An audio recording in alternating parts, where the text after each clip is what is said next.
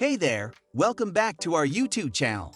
Today, I'll be sharing with you a simple method on this topic, how to clear the RAM cache on your Windows 10 and Windows 11, which can significantly boost your PC's performance. It can be frustrating when your PC or laptop slows down due to cached memory taking up valuable space. But don't worry, I'll show you how to clear it up easily. Let's start by opening the Task Manager.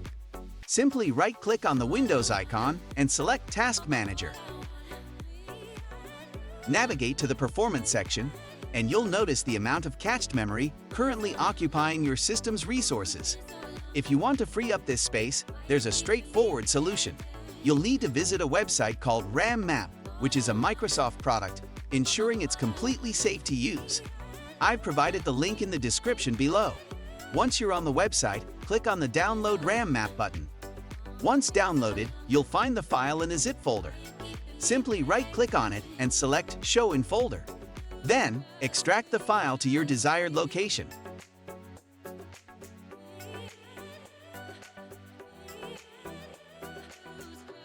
Look for the RAM map, typically the one with the highest size, around 662 kilobytes.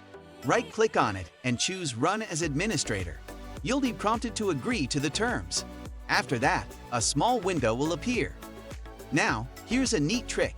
Drag the Task Manager window to the left-hand side of your screen and the RAM Map application window to the right-hand side. This way, you can see the difference in cache memory as you clear it.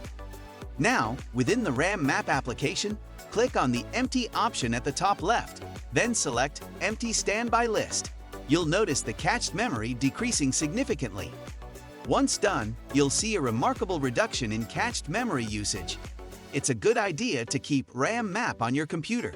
Whenever your cache memory starts to build up again, simply open RAM Map, click on Empty, and then Empty Standby List to clear it out.